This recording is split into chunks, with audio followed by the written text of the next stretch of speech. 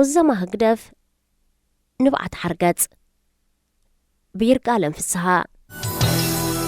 ሬድዮ ኤረና ናጻ ድምፂ ኤርትራውያን ቅድሚ 23 ዓመታት ኣብ እዋን ሓድሽ ዓመት ኣብታ ሓንቲ ንወለዳ ኮይና ትቕጽል ዘላ ቲቪኤረ ንምስንባት ዝኣረገት ዓመትን ንምቕባል ሓዳስ ዓመትን ዝምልከት ትሕዝቶ ይፍኖ ነበረ። ኣዳለውቲ እቲ መደብ ኣብ ዝተፈላለዩ ኣጋጣሚታትን ቦታታትን ሰባት እናረኸቡ ከዘራርቡ ይረኣዩ። እቲ ሕቶ ተመሳሳሊ ኮይኑ እቲ ዝሕተት ሰብ ከዓ እታ ዝሓለፈት ዓመት ከመይ ከም ዘሕለፋን ከመይ ከም ዝነበረትን ክምልስ ይድለ ነበረ። ካብቶም ዝሕተቱ ዝነበሩ ሓደ ቆማት ቀይሕ መንእሰይ ሙዚቀኛ ምዃኑ ንኽትምስክረሉ ፒያኖ ኣብ ቅድሚኡ ነበረት። ንሱ ከዓ ኣብ ኪኖኣ ደው ኢሉ እናኽመስመሰ ክዛረብ ይረአ። ነቲ ኣቐዲሙ ዝተጠቕሰ ሕቶ እምበኣር ኣዝያ ሕጉስቲ ዓመት ከም ዘሕለፈ ክጽሙቕ ብዝኽእል ሓሳብ መለሶ። እቲ ዓመት ግና ደባዊ ግጭትን ደማዊ ኩናትን ኢትዮ ኤርትራ ዘጋጠመሉ ዓመት ነበረ እሞ ብዙሕ ህዝቢ በቲ ክስተት ተሰናቢዱ ናብርኡ ተዘናቢሉ ኣሽሓት ዜጋታት እውን ድሮ ህይወቶም ሲኢኖም ነበሩ። ንምብጻሕ ከይደ ዝፈነወ ብመስኮት ቴሌቪዥን ይርእየሉ ኣብ ዝነበርኩ እንዳ ቤተሰብ ሓንቲ ደ ኣብ ጎድነይ ኮፍ ኢለን ነበራ። ጸጋመይቲ ኢደን ነቲ ሙሉእ ብምሉእ ዘይተጻዕና ዕጥር ዝበለ ገጸን ደጊፋ በታ የማነይቲ ኢደን ድማ ጸጸኒሐን ነቲ መደገፊ ኢድ ዝኾነ ክፋል ሳሎን ይጥብጥባ ነበራ። እዋ ኣንታ ወደይ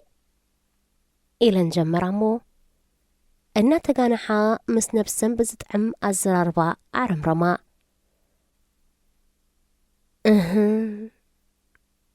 ድሕሪ ምባለን ከዓ ድምፀን ኣዕረፈ። ክሳደይ ጠወ ናብአን ብምጥማት ምኽንያትን ናመርገም ዝዛዘወ ቃላተን ንኽዓተን ኣጣምታ ኣዒንትን ምልክታት ገጽን ቃላትን ሓዋዊሰ ተጠቐምኩ። ኣይትሰምዕዮ እንዲኽደለኺ እዚ ኩሉ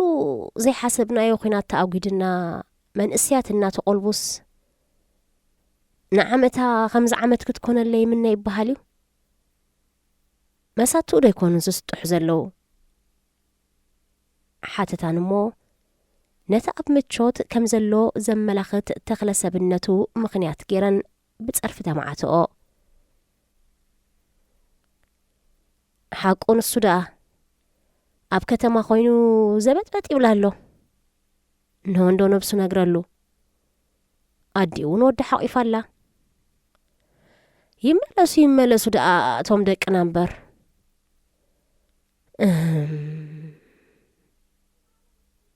ቀጽላ ኣደ መንእስያት ምዃነን ፈልጥ ነበርኩ። ኣደናይቶም ሃገር ተወሪራ ተባሂሎም በተግ ዝበሉን ካልኦት ናብ ገዝኦም ዝምለሱላ መዓልቲ ሃንቀው እናበሉ ብዝወፈርዎ ዘላገሱን እምበኣር በበይንና ኢና ዘለና። እዚ ካብዚ ሓሰብናዮ ድሕነና መዓትና ይቑረረልና ዝብል ጸሎትሲ ኣብ ኩሉን ኣይኮነን። ብዘገምታ ርእሰን እናነቕነቓ ተዛረባ። ብድሕሪ እዚ ሓሳባተን ኣብ ርእሰይ እናኾለለ ናብ ገዛይ ተማሊኦ ኸድኩ። ብጽልውአን እምበኣሬ እቲ ኣብ ዘይንቡር ዘጉላዕልዐ ቁመና ናይ ዝበዓል ፒያኖ በለጽ ኮይኑ ዝተሰማዓኒ። ውልቃዊ ንጥፈታትን ምንቅስቓሳትን ናይ ኣብ ስነ ጥበብን መራኸቢ ብዙሃንን ዝነጥፍ ሰብ ቀልጢፍዩ ኣብ እዝኒ ህዝቢ ዝበጽሕ እሞ እዚ ስነ ጥበበኛ ነዊሕ ከይጸንሐ ካብ ሃገር ከም ዝወፀ ሰማዕኩ። እቲ ኣብ ውሽጢ ኤርትራ ከይተረፈ ዘይነኽኦ ህይወት ኤርትራ ኣብ ዘይረኻኽበሉ ውሕስ ዓዲ ድማ ተዓቑበ። እንሆም በኣር እቲ መዛንኡ ህይወትን ስነትን እናኸፈሉ ዝረኽባ ቀዳድ ተጠቒሙ ዝራሕርሖም ሰብ ዝሓለፈ 10 ዓመታት መንእስያት ህግደፍ ኣብ ወፃኢ ኣብ ዘዝተኸልዎ ዳሳት ባንዴራ ኤርትራ እናንበልበለ ስእልን ስምን ናይቲ ኣብ እዋን ደባዊ ኩናት ምስ ኢትዮጵያ መሳትኡን መትዓቢቱን ዝወደቑሉ ቦታታት እናጠቐሰ ኤርትራውነትን ሓድነትን ዝዓቢ ብስራሕን ብግብርን ብምቅላስ ምዃኑ ምውርራስ እውን ሕድርቶም ሂወቶም ዘይበቐቑ ስውኣት ምዃኑ ዝኣመሰሉ ሓረጋት ዝተሰኽዖ ድምፁን ድምፂ መሳርሒ ሙዚቃን ከቃልሕ ይርአን ይስማዕና ኣሎ። ብዕድመ ደቅቶም ንሃገሮም ክከላኸሉላ ኣብ ዶባት ዝተደፍኡ መዛንኡ ንደቂ ደቀን ናይተን ቅድሚ 23 ዓመታት ዘጓየናደ ብሓፈሻ ድማ ነቶም ሕልሞምን ጋህዶምን ዝተዘባርቖም መንእስያት ነቲ ንሱ ዝሃደመሉ ስርዓት ኣብ ምግልጋል ክበልዩ ይራስና ኣሎ። ኣብቲ ንሱ ንባዕሉ ጥዒሞ ዘይፈልጥ ሕሰምን ከርተትን ምንባር ዓቕሊ ንዓመፅቲ ምድጋፍ ከዓ ኤርትራውነት ምዃኑ ይሰብኽ ኣሎ። ዝኽሪ ዝጋጣሚታት እምበኣር ናብቲ ኣብ ዝሓለፈ መዓልትታት ኣብ ኢጣልያ ዝተኻየደ ዋዕላ መንእስያት ዝስሙ ምትእኻብ ደገፍትን ኣቀናጀውትን ናይቲ ኣብ ኤርትራ ዘሎ ስርዓት ዝኾኑ ኣኼበኛታት ይወስደና። ሬድዮ ኤረና ናጻ ድምፂ ኤርትራውያን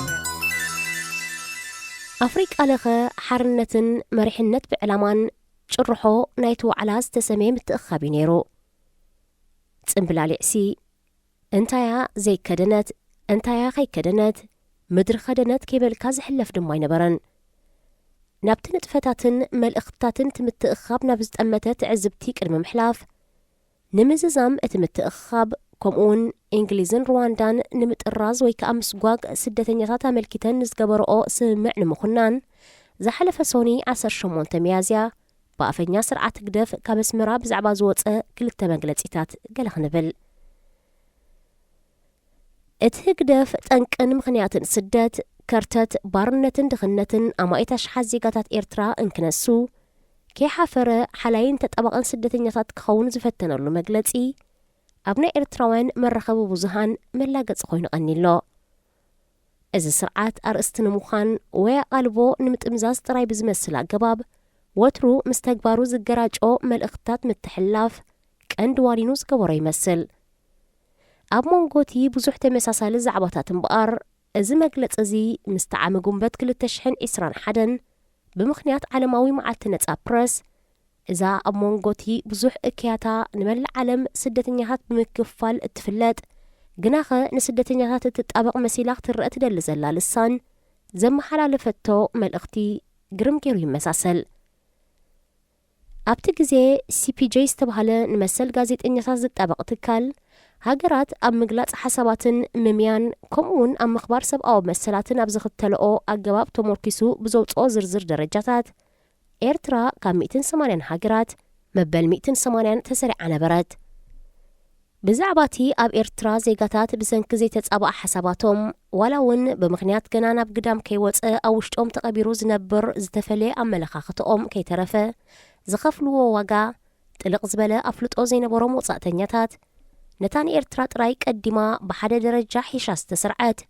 ኣብ ዜጋታት ብዘለዋ ኣርዓድን ዘይመሓርን ኣተሓሕዛ ኣብ ዓለም ግኑን ስም ዘለዋ ሰሜን ኮርያ እናጠቐሱ ካብ ሰሜን ኮርያ ዝበኣሰት ደኣ ከመይ ዝበለት ሃገር ኮይናያ ብዝብል ሕቶ ብዛዕባ ኤርትራ ከሰላስሉ ዓዳሚ ነበረ። ኣብቲ እዋንቲ ካብ ኣስመራ ዝወፀ መልእኽቲ ግን ኤርትራ ንመሰል ምግላጽ ሓሳባት ጋዜጠኛታትን ሚድያን ከም እትሕለቕን ከም እተኽብርን እዚ ድማ ኣብ ዓለምን ኣብ ኤርትራን ተጊሃ ከም እትሰርሓሉ ዝገልጽ ነበረ። ከምቲ ኣቢሳን ውሒጣን ኣሉ ምባል ዝቐለላ ትምንተ ትብልዶ ኣይመሓሸን ወይስ ነቲ ዓብ ርእስቲ ናብ ደረጃ ላግፂ ናይ ምውራዱ ኣገባብ ወይ ሜላዩ ዘየብል ድማ ኣይኮነን። እነሆም በኣር ነቶም ዘይጽወራ ሰኪመ ከም ዘይረግኡን ከም ዝነፍጹን ዝገበርክዎም ነቶም ሰላሞምን ባህግታቶምን ኣሕዲገ ዓቕሎም ብምጽባብ ዘሳግቕክዎም ነቶም ቤቶም ከም ትኹርኩሖም ገይረ ዝበኣሰ ነገር መፍትሒ ሽግራቶም መሲሉ ከም ዝረኣዮም ዝገበርክዎም ነቶም ንሞትን ከርተትን ኣሕሊፈ ዝሃብክዎም ነቶም ብዙሕ ዝርዝራት ንዘለዎ ሕሰምን መግደራን ዘሳጣሕክዎም ዜጋታተይ ኣይትተንክፉለይ ዝትርጎም መግለጺ ንምውፃእ ሰኸኻ ይበለትን እኳ ደኣ ንዑ ኤሃባህሉኒ ወሲኻቱለያ። ኣብ መራኸቢ ብዙሃን ክጋዋሕ ከም ዝቐነየ እንግሊዝ ነቲ ብዝያዳ ናብ መንእስያት ደቂ ተባዕትዮ ዘነጻጸረ ምዃኑ ዝጥቀስ ንሳ መስርሕ ሕቶ ዕቑባት ትብሎ ኣብ ግብር ግና ምስጓግን ምክልባትን ዝኾነ መስርሕ ንምስልሳል ኣብ ሸበድበድ ምህላዋዩ ሩዋንዳ ብወገና ነቲ ብገንዘባዊ ረብሓ ዘገምጅዋ መስርሕ ኣብ ምትግባሩ ተስማሚዓላ ስብምዕ ናይዘን ረብሓታትን ዘቐደማ ኣፍሪቃዊትን ኤውሮጳዊትን ክልተ ሃገራትን በኣር ንሰብኣውነት ክብሪ ዘይሃበ ኣቐዲሙ ንዝተማሳቐለ ህይወቶም መዕለብ ንምርካብ ምስ ሞት ተፋሊሞም ኣብ ዝወሓሰ ሃገር ክረግፁ ንዝኽኣሉ ስደተኛታት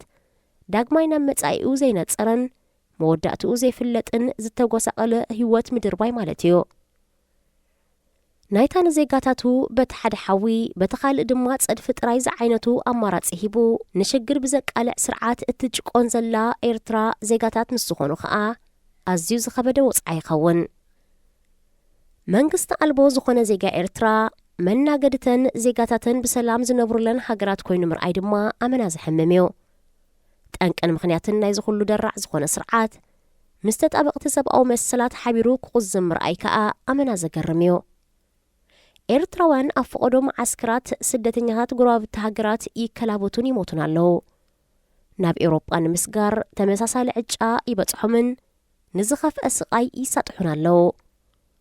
ናብዛ ናብ እንግሊዝ ከኣቱን ዝሓስቡ ዜጋታት ቀጻዕ ስጉምቲ ብምውሳድ ኣብ ፈራርሒ ትምህርቲ ክትህብ ትደናድን ዘላ እንግሊዝ ንምእታው ኣብ ሓደገኛ ጉዕዞኦም ኣብ መሬት ኤውሮጳ ህይወቶም ዝሰኣኑ መንእስያት ኤርትራውን ዝደጋገም ዜናታት እዩ ኣብዚ ኩሉ ግን ካብ ኣስመራ ዝስማዕ ደሃ ኣይነበረን እንተ ነይሩ ኸዓ እንታይ ክገብሩ ናብኡ ምስ ከድዮም ኣብኡ ሞይቶም ዝብል ኣሽካዕላሊ ዝኸውን ካብዚ ብምብጋስ ከኣዮም እቲ ንሩዋንዳ ኣምሳያ ናይቲ ሃገርን መንግስትን ኣልቦ ዝኾኑ ስደተኛታት ክትቅበል ምስ ስማዓ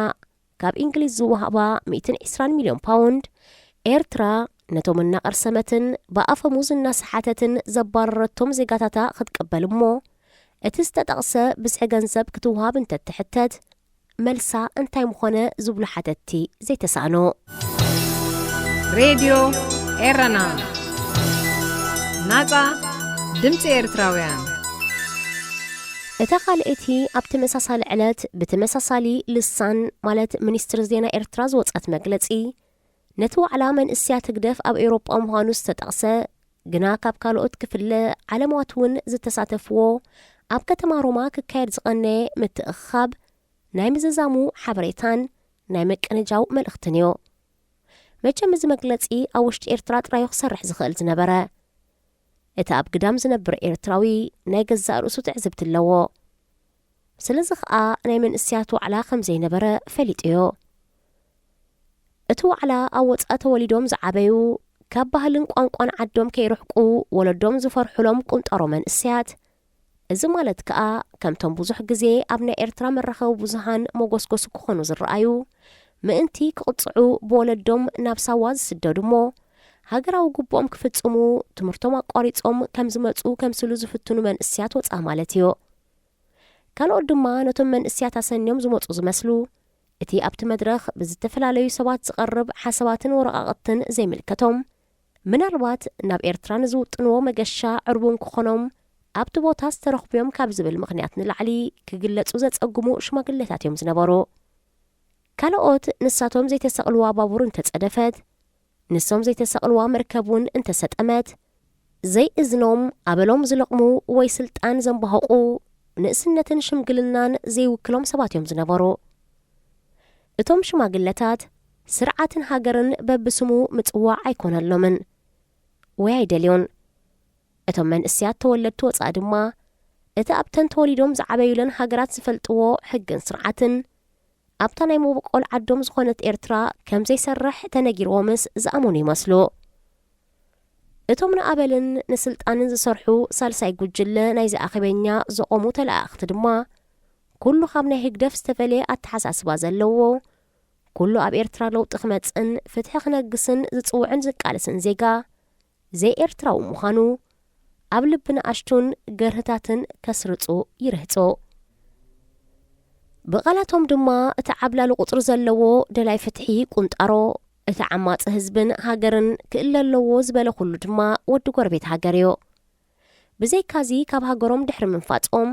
እተን ዝኣተውወን ናይ ስደት ሃገራቶም ብዝሃቦም ዕድላት ኣብ ዝነኣድ ደረጃ ናይ ዝበፅሑ ኤርትራውያን ተመክሮውን ኣካል ዝዋዕላ ኮይኑ ነይሩ እዞም ሰባት ግን ዝያዳ ኩሉ ናይቲ ኣብ ኤርትራ ንብላሽ ክበል ዝኽእል ዝነበረ ዕድሚኡን ብልሑን ሳላ ካልኦት ሃገራት ዝተኻሕሰ ዜጋ ኤርትራ ኣብነት ጥራይም ክኾኑ ዝኽእሉ ተሞክሮኦም ክከፋፈል ዘለዎ እውን እቲ ክሳብ ሕጂ ኪኖ ዕጹብ ማዕጾ ኮይኑ ፍልጠቱን ብልሑን ክድርብ ተገዲዱ ዘሎ መንእሰይ ኤርትራዊ ነይሩ። እቶም ኣብ ወጻኢ ተወሊዶም ከምቲ ዝደለይዎ ኮይኖምን ዝደለይዎ እናረኸቡን ንዝዓቢ ዘለዉ መንእስያት ወጻኢ ግና እተን ዘለውዎን ሃገራት ዝፈጠራሎም ኣሽሓት ኣርኣያታትን ኣማእዘንትን ኣለዎም። እዚ ንጎኒ ገዲፍና ግና እዚ ኣብ ፍቕዶ ሃገራት ምዕራብ ዝካየድ ዘሎ ዋዕላታት መንእስያት ህግደፍ ኣብ ኤርትራ ክግበር እንተዝከኣል እሞ ኣየነይቲ ስድራያ ናብታ ኩሉ መሰላታን መሰረታዊ ኣገልግሎትን ተሓሪምዋ ዘሎ ኤርትራ ኣሚና ደቃ ትሰድድ ምርኣና። እዞም ነቲ ንሃገሩ ንሕብረተሰቡን ንህይወቱን ኩሉ ዓይነት ዋጋ ዝኸፈለ ግን ከኣ ገና ኣብ ምድላይ ፍትሒ ዘሎ ኤርትራዊ ከቆናጽቡ ዝምከሩን ዝዕለሙን ዘለዉ መንእስያት እውን ኣብ ኤርትራ ዝተቐንዐ ዋዕሎኦም ወዲኦም ምስ መጹ ብዛዕባታ ዝተነግረቶምን ብዓይኖም ዝረኣይዋ ኤርትራን እንታይ ከም ዝብሉ ምሰማዕና።